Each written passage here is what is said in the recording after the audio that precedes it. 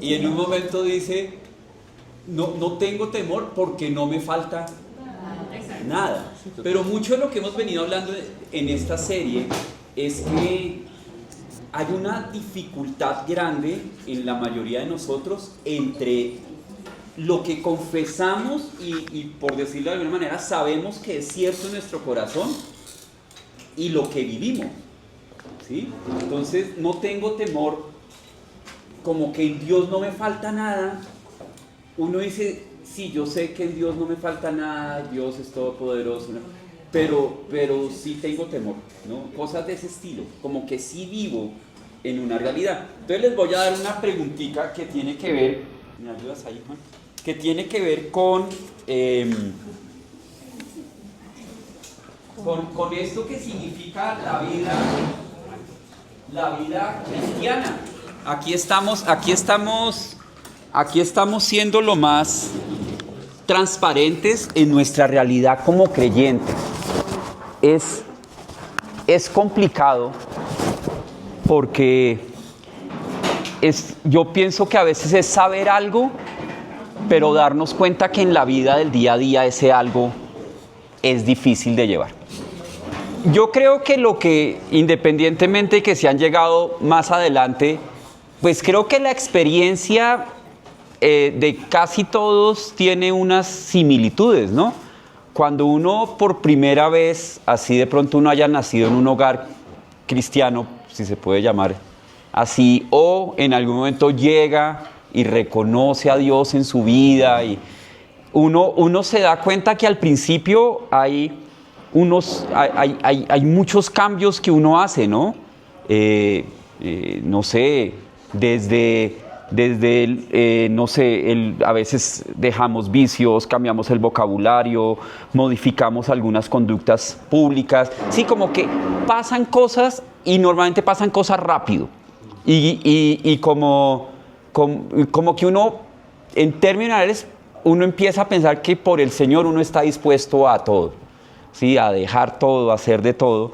Pero lo que tiende a suceder la mayoría de las veces, y a la mayoría de nosotros, obviamente hay momentos en donde uno después se vuelve y se anima mucho con el Señor o encuentra un área de su vida, o pasa algo en la vida en que lo obliga a uno a volver de una manera muy como consciente al Señor.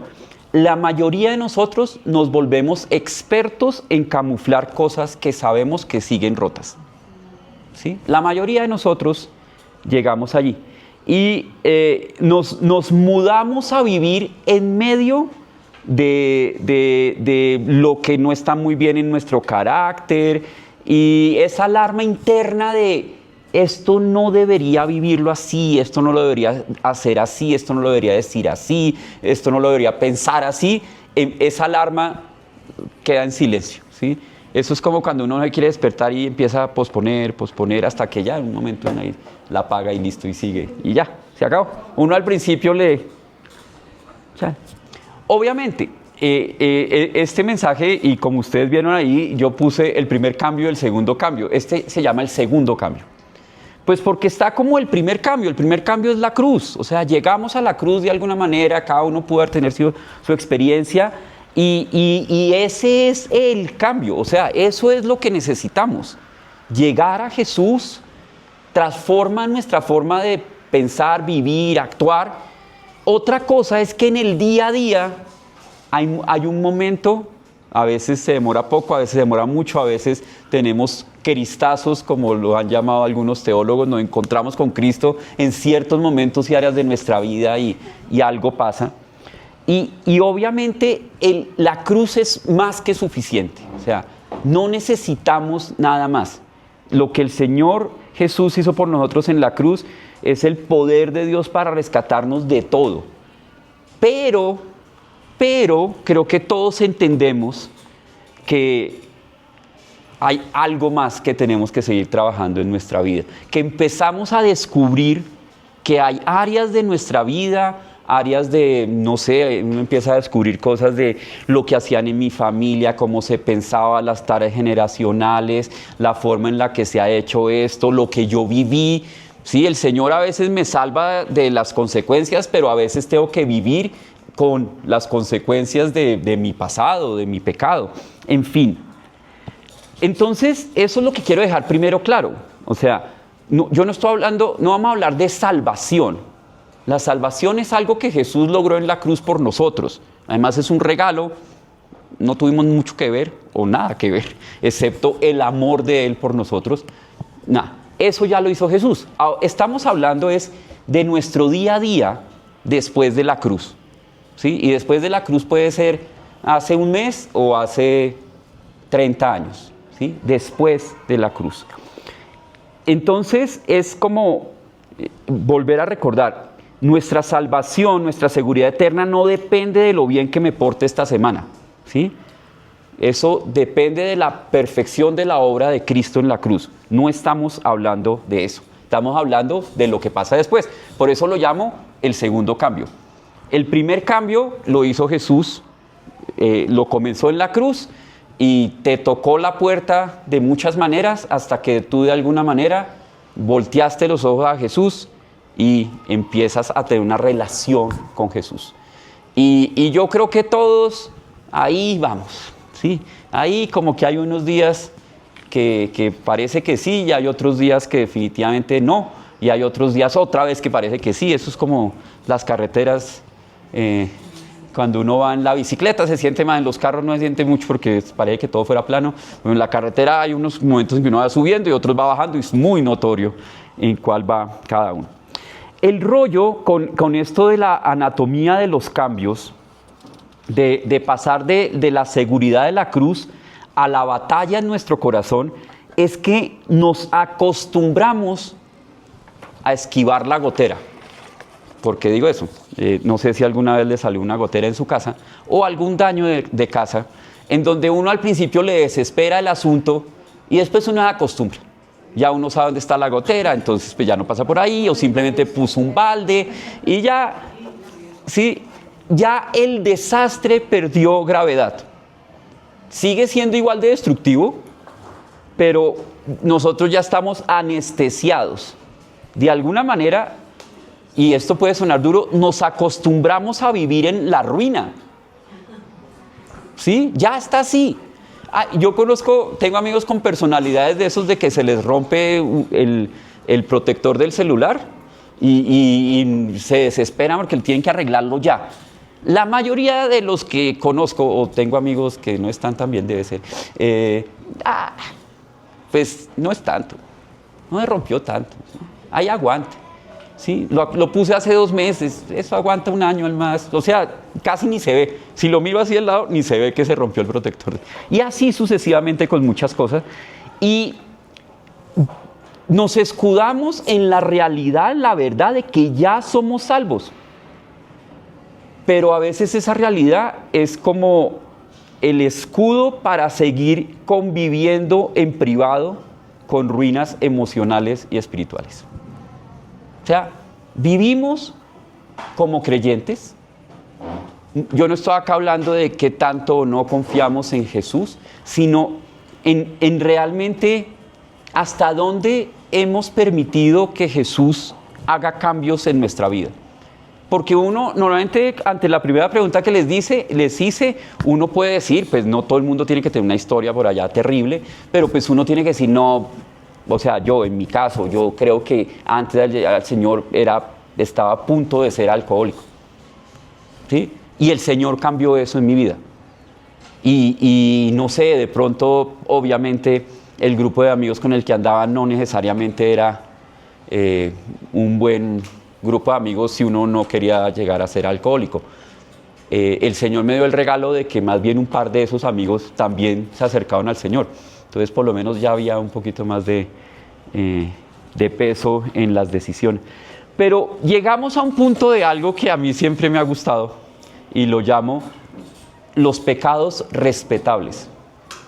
¿Sí? Hay unos pecados que son irrespetables. Acá yo no estoy hablando, esto no es un tema altamente teológico en términos, todos los pecados son iguales ante Dios. De eso estamos de acuerdo. Pero esos pecados respetables, los que nosotros toleramos, camuflamos o aún podemos llegar a premiar. ¿Les nombro algunos? Por ejemplo, la enfermedad de querer tener todo bajo control. Esa obsesión neurótica de la mayoría de nosotros por asegurar cada variable de nuestra vida. Las finanzas, el futuro, los hijos, la salud. Para no depender de tener que depender de la incertidumbre ni de nadie más. Ese pecado respetable lo enmascaramos tramposamente como planificación responsable o prudencia. No, yo estoy planificando. Yo planifico para mi vida. No estoy diciendo que en todos. Nos creemos lo suficientemente maduros en el Señor porque somos organizados. Pero ¿saben qué pasa en el fondo? Estamos aterrados de que Dios no sea suficiente si las cosas se salen de nuestro libreto. Es una falta absoluta de fe disfrazada de sabiduría. Y ahí estamos todos. Yo acá no estoy, ¿sí? Yo acá presente, yo primero. También tenemos otro que se llama el orgullo espiritual. Eso lo disfrazamos de madurez doctrinal o de celo por la verdad. Pero lo usamos es para juzgar a otros. Y ustedes saben que a veces la gente que se acerca a los cristianos o a las iglesias, una cosa que tiene en su mente es que nosotros de verdad nos creemos como mejores seres humanos que el resto de la humanidad. Miramos a los otros así como... Un poquito argentino. Un poquito. Como diría alguien, el orgullo es el argentino que todo... Mentiras. Yo la vez pasada quería que Argentina ganara.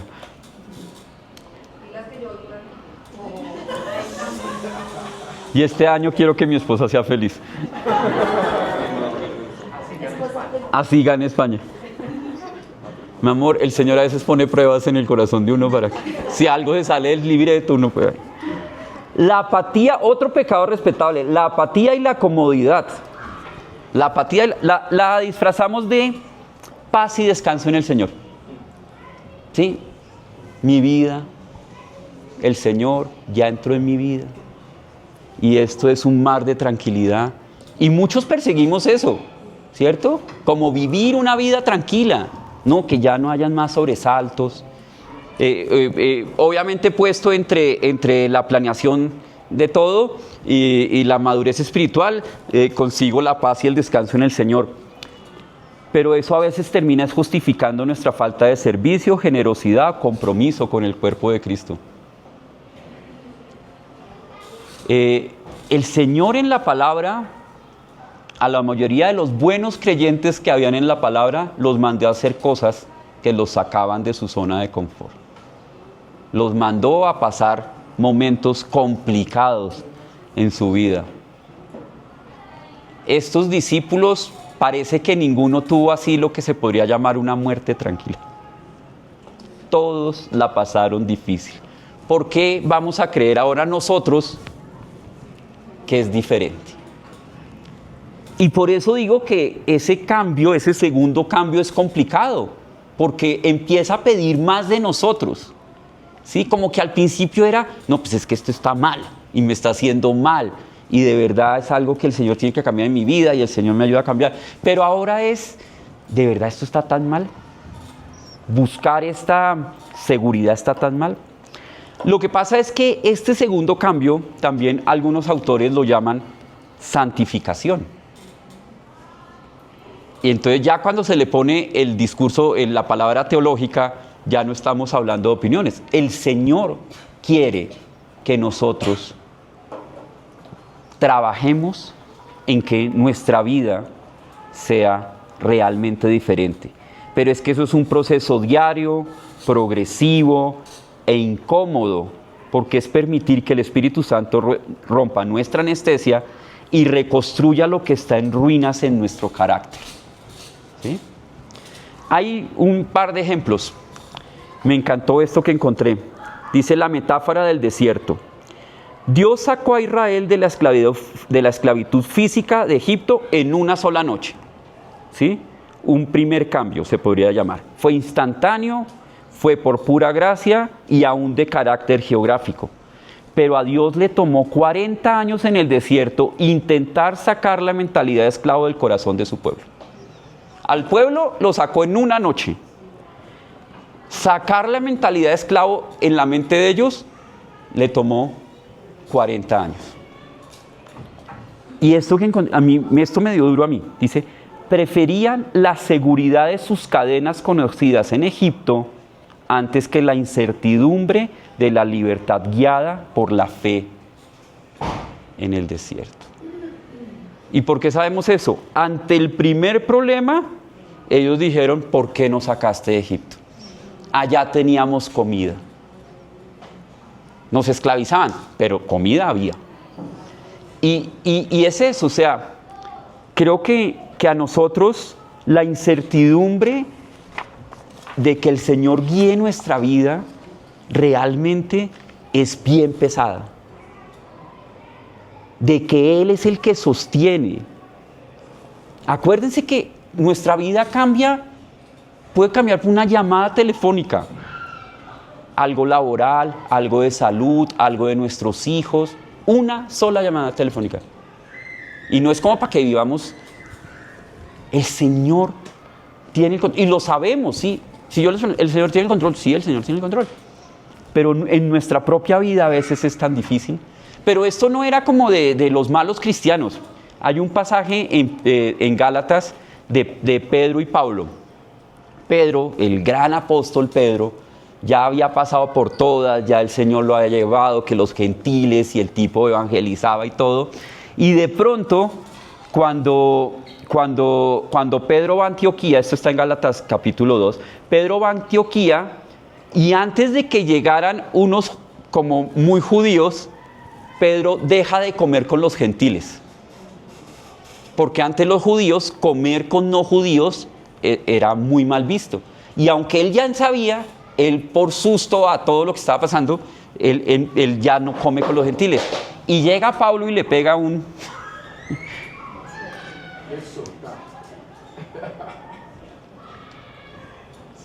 le pega un remesón a su fe y le dice, ¿a ti qué te pasa? No sé si ustedes habían visto la pelea entre Pedro y Pablo. Pablo llega y le dice, ¿qué le pasa? Usted ya pasó por ahí, ya conocimos al Señor, todo lo que pasó. ¿Por qué ahora le da miedo vivir lo que sabe que es? Por miedo a los judíos, pero si más miedo a los... Hemos vivido ya quién sabe cuántos años con esto en nuestra vida. Pedro mismo necesita un remesón para darse cuenta de las cosas que él no había cambiado.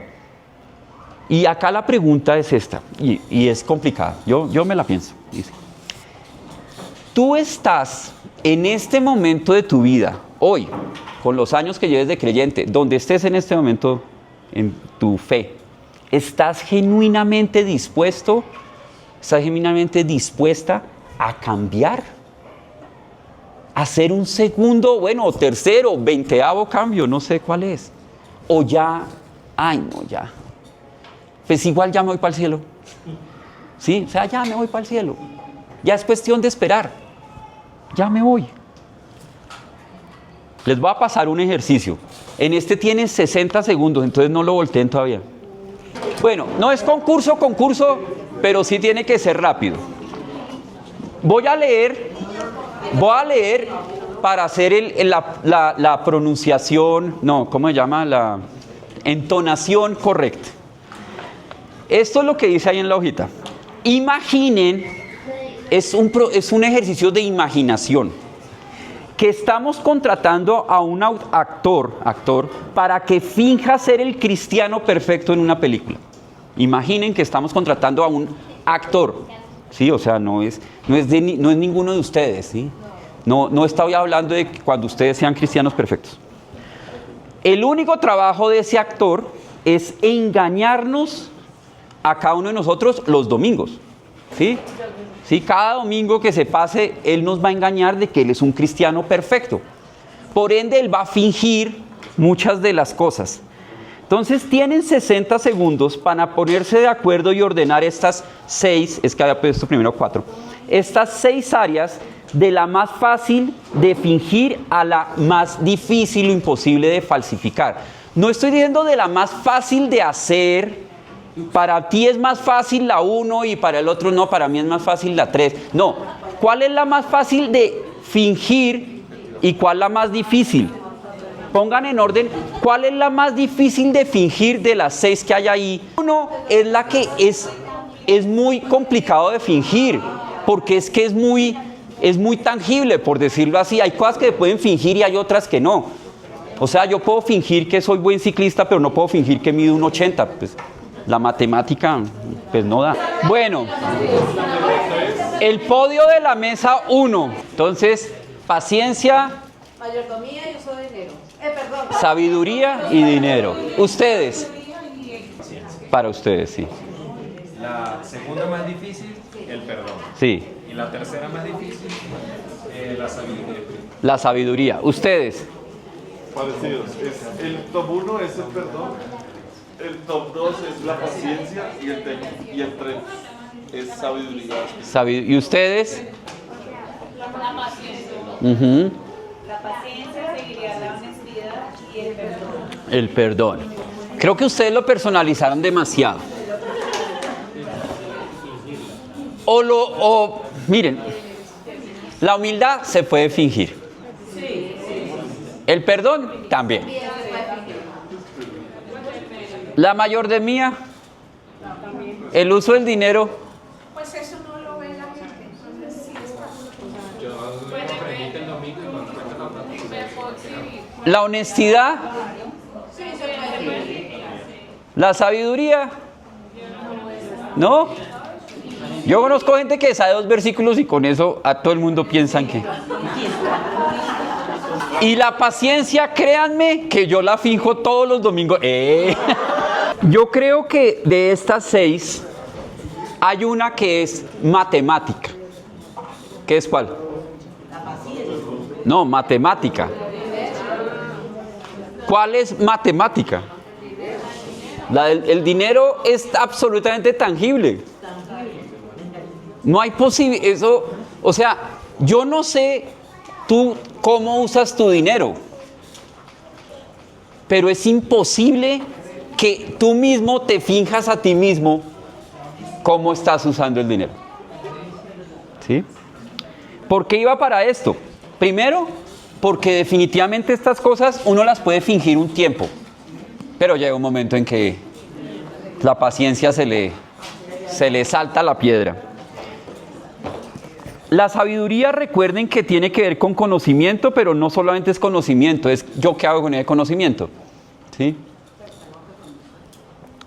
Les voy a dar unos datos acá, porque yo dije, tengo que decidir uno que sea el menos posible, porque si yo te pregunto, ¿tú eres bueno para perdonar? Ah, sí, bueno, ciertas cosas. ¿Sí? ¿Tú eres humilde? Sí. Pues de pronto algunos de mi familia no pensarían así. ¿Sí? Honesto, pues mientras que no me descubran. Sé de Biblia, ustedes están convencidos, por ejemplo, que yo sé mucho y puro engaño. Y la paciencia, en algún momento se sale. Pero este asunto de la mayordomía y el uso del dinero lo escogí porque es demasiado tangible. Se pueden poner números. ¿Será porque soy ingeniero? Se pueden poner porcentajes. ¿Sí? Pero además, miren este dato. Esto yo lo saqué de alguna parte y lo busqué en tres fuentes y las 3 decían básicamente lo mismo. Si abrimos las escrituras y contamos cuántas veces se mencionan conceptos centrales, el resultado es interesante. De la fe se habla aproximadamente 215 versículos de la Biblia. De la fe. De la salvación, que es un pilar de nuestra eternidad, se hablan unas 218 veces en la Biblia. Versículos. Del amor el mandamiento supremo se habla cerca de 686 veces. Pero del dinero y las posesiones, Dios habla más de 2058 veces. Y Jesús hace énfasis en esto. El dinero es el rival más fuerte que compite por la lealtad de tu corazón. ¿Por qué? Hay una. El primero, Salomón allá en Proverbios 18:11 nos dejó escrito, el hombre más rico del mundo posiblemente de la historia. Ciudad amurallada es la riqueza para el rico, y éste la cree un muro inexpugnable. El dinero nos da la ilusión de la protección. Cuando el dinero se convierte en tu muro imaginario, dejas de experimentar a Dios como tu muro real. El dinero compite por nuestra lealtad.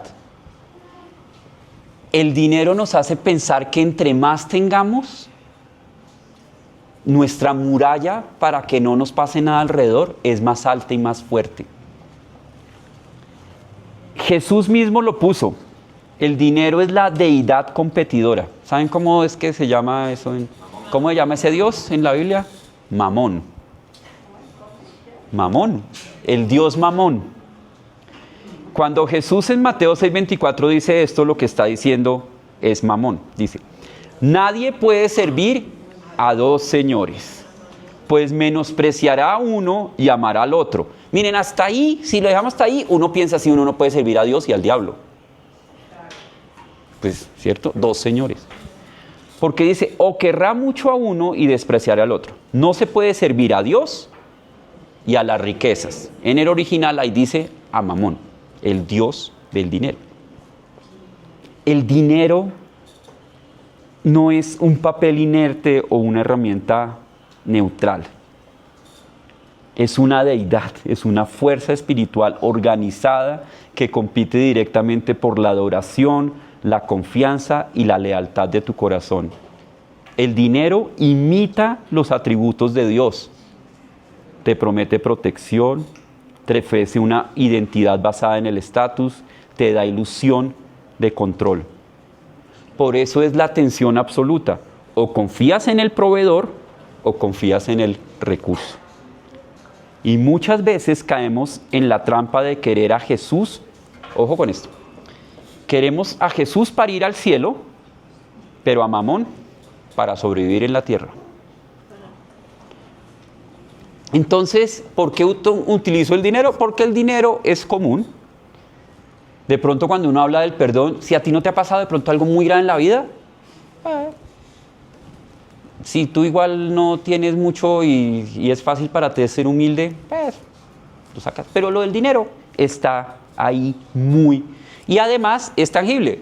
O sea, el perdón, yo más o menos. El dinero, pues doy o no doy. ¿Soy generoso o no soy generoso? ¿Vivo para el dinero o no vivo para el dinero? ¿Dejo de dormir?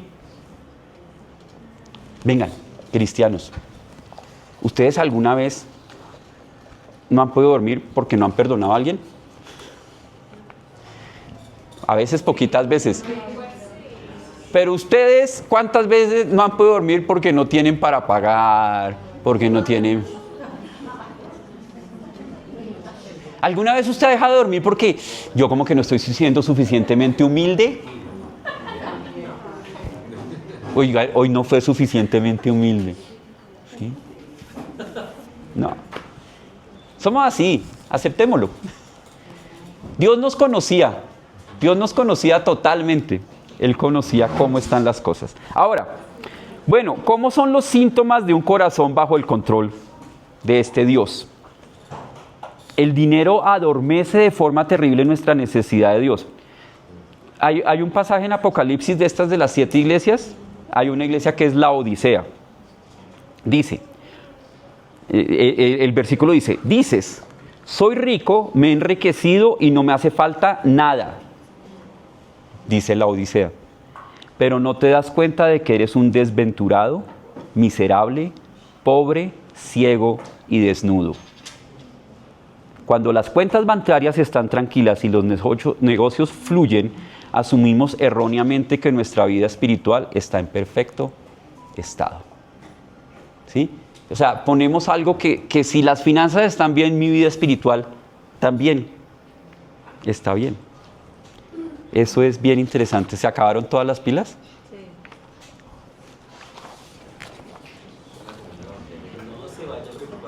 Pues sí. Hay otro que es el rico necio, Lucas 12.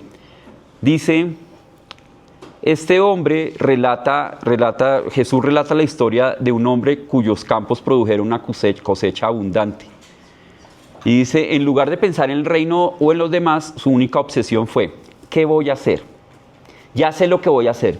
Derribaré mis graneros y construiré otros más grandes y diré, alma mía, tienes ya muchos bienes almacenados para muchos años. Descansa, come, bebe y disfruta de la vida. Pero Dios le dice, necio, esta misma noche te van a reclamar la vida. Y hay otra historia, y esta es aún más, bueno, no sé. La hipocresía de Ananías y Zafira. ¿Se acuerdan de Ananías y Zafira? Que dijeron, esto es para el Señor, acá está todo. Vendimos la casa en este valor y acá está todo. Y resulta que no era verdad y los dos murieron. Primero llegó, fue ella, él. Ahora se me olvidó. Ella llega primero y dice, 1 Timoteo 6, 17 y 18. A los ricos de este mundo mándales que no sean arrogantes, ni pongan su esperanza en las riquezas que son tan inseguras. Nosotros en Vida Botalla hemos hablado muchas veces que nosotros todos los que estamos acá somos ricos, punto. De lejos, pero de lejos, en términos de la riqueza de este mundo. Hay otros que son re ricos. Que no pongan la esperanza en sus riquezas que son tan inseguras, sino ¿en quién? En Dios. O sea, es como, ¿por qué voy a poner mi confianza en las riquezas que son inseguras en lugar de ponerla en Dios? Acá lo que no se está hablando de plata, se está hablando de confianza. ¿En quién voy a confiar? ¿En quién voy a confiar? ¿En quién voy a confiar? Que nos provee todo, de todo en abundancia para que lo disfrutemos. Mándales que hagan el bien, que sean ricos en buenas obras y que sean generosos y dispuestos a compartir. A partir de ese pasaje, en la Escritura, encontramos como la medicina para redimir nuestra relación con el dinero. Pero acuérdense lo que hemos hablando. Venimos hablando del cambio. Y yo escogí un punto. Entonces acá es decir, lo mismo pasa con el perdón, lo mismo pasa con la honestidad, lo mismo pasa con la humildad, lo mismo pasa con la sabiduría, lo mismo pasa con la paciencia y con otros. ¿Qué tal que hubiera puesto el amor? Es que el amor es aún más difícil. ¿Cómo se desmantela la arrogancia y la falsa esperanza? El pecado no está en tener dinero, sino en dónde se está apoyando tu corazón. No seamos arrogantes ni pongamos nuestra esperanza en las riquezas, que hoy están y mañana no. El primer cambio que podemos tener ahí es de propietarios a administradores. ¿Quién de acá está dispuesto a decir lo que dice en el Salmo 24? Del Señor es la tierra y todo lo que hay en ella, el mundo y los que en ella habitan. Yo creo que todos, sí, claro, sí. Cuando nosotros pasamos de ser administradores, pasamos de ser propietarios a administradores temporales, el dinero pierde su poder esclavizante, porque nos recuerda que nada es nuestro. Y el plan práctico, y acá termino con esto. Esto es solamente hablando del dinero, pero me gustaría hacer esto ahora de los otros temas. Ahí verán si nos metemos con otros temas un poquito más complicados. ¿Cuál es el plan práctico? Nosotros le hemos hablado acá en Vida Bogotá de las 3 P's. ¿Alguien se acuerda de las 3 P's? ¿Se acuerdan que hemos hablado de las 3 P's? Así no se acuerdan cuál es cada una. Pero esas tres están buenas. Pero en términos de las tres P's que nos quitan el poder esclavizante del dinero y asegurarnos de que estamos sirviendo al Señor y no al mamón. La primera es prioridad.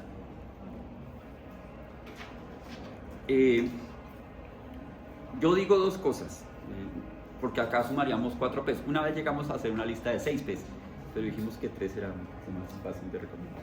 La primera es prioridad. ¿Qué es lo primero? Dar. La generosidad saludable no consiste en darle a Dios lo que nos sobra a final de mes, sino darle lo primero que nosotros tenemos. En ese de prioridad, yo pondría un slash que dice pagar. ¿Cierto? Pagar lo que debemos. No debamos en lo posible. Si Dios ocupa el primer lugar en tu corazón, ese primer lugar debe ser reflejado en forma indiscutible en la primera línea de nuestro presupuesto mensual. La prioridad rompe el poder de mamón de inmediato porque declara que tu cuenta bancaria desde el día 1 es de Dios. 2. A mí me encanta esta del porcentaje, por eso decía que esto es matemáticas. ¿Qué porcentaje de veces tú perdonas rápidamente? Pero ¿qué porcentaje de tu presupuesto lo pones para generosidad? Y acá de nuevo yo siempre digo, me regañan a mí porque yo digo, si usted siente que no es una iglesia y que no es vida bota, pues no lo haga acá, pero hágalo. Un porcentaje. La economía del reino es maravillosa porque se miden en porcentajes. ¿Se acuerdan cómo Jesús dijo, esta viuda dio más que los otros y dio apenas unas moneditas? ¿Por qué? Porque ella dio de lo que ya no tenía. Los otros dan de lo que les sobraba. ¿Quién confió más en Dios? La viuda. Eso quiere decir que cuando yo elijo un porcentaje no es porque me sobre, es porque me falta. Y por eso en la economía de Dios esto es diferente. El porcentaje nos iguala a todos. Si usted gana un mínimo, el porcentaje 10%, 5, 15 es lo mismo de difícil que para el que se gana 30 o 40 millones. Lo que he tendido a descubrir es que es más difícil para el que se gana más, porque es más cantidad de plata y pues duele más, ¿será? No es impulso, no es remordimiento, no es emoción, es decisión. Es un presupuesto en donde uno dice, esto es para Dios, si usted lo quieren poner, esto es para ahorro y esto es para vivir. Si no lo logras, seguramente, precisamente por el Dios del dinero, será que uno está tratando de vivir por encima de donde puede vivir. Nana y yo siempre contamos el testimonio de una pareja que le dimos la consejería prematrimonial, que creo que a duras penas ellos dos se ganaban el salario mínimo, pero eran unos magos para sus finanzas personales con este orden. En esa consejería que era de las finanzas y el presupuesto, de nosotros nos sentamos y que ellos nos explicaran qué era lo que hacían. Aprendimos mucho. Y progresivo.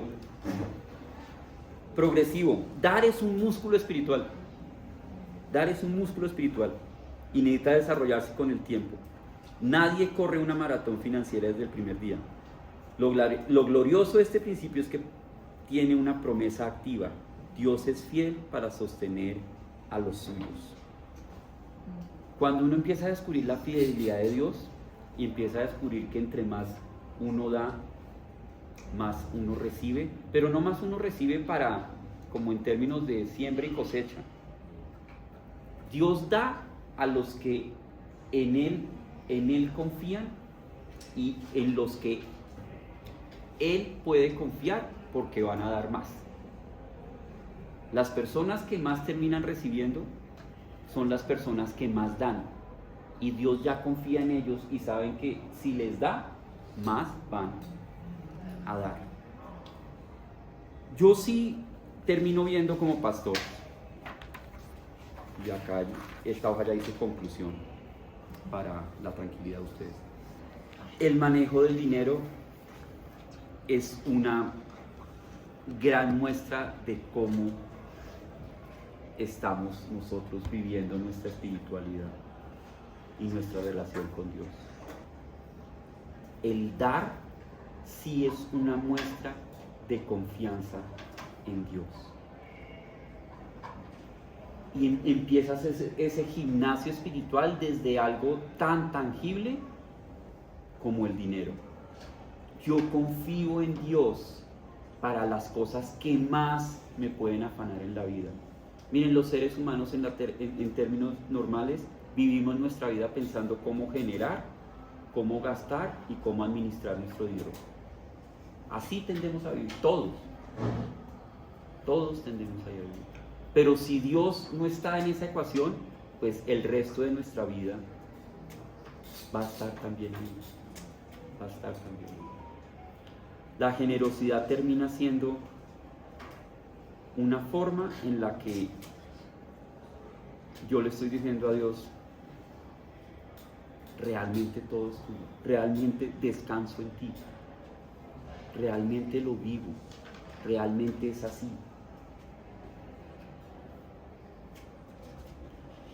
Estoy viendo unas caras como largas, mi idea era animarlos. Espero que sean de sueño y no... El próximo domingo vamos a hablar de un tema muy especial y ese tema muy especial es la Cena del Señor. Pero para celebrar la Cena del Señor, la idea es que nosotros todos traigamos algo para compartir de comer.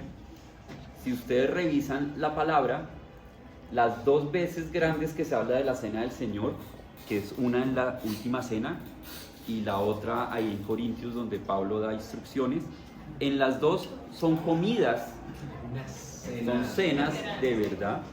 Nosotros le pusimos el nombre Cena del Señor y se acabó la cantidad de comida. Quedó pancito y juguito. Entonces nosotros vamos a hacer una cena, un brunch, si lo quieren llamar así. Entonces no desayunen tanto, traigamos para compartir y comemos. Pero eso va a ser parte de la enseñanza y vamos a aprender, vamos a recordar qué es la cena y poderla celebrar entre todos. Uno de los, desde nuestra herencia católica de los sacramentos, uno de los sacramentos que el Señor dejó instituido fue la cena. La dejó por dos razones y eso es lo que vamos a ver el próximo domingo. ¿Estamos dispuestos a cambiar? O sea, ¿realmente tú en este momento de tu vida, con lo que sabes que no está como debería estar, estás dispuesta a cambiar?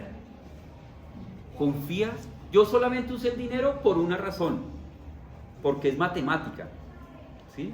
El dinero es fácil, o sea, es 5 o es 6 o es 8 o es 20 o es 2000 o es 8000, no hay duda, pero esto funciona para todas las áreas de la vida. ¿Estoy dispuesto a cambiar? O sea, yo soy un tipo impaciente, estoy dispuesto a que el Señor trabaje en eso.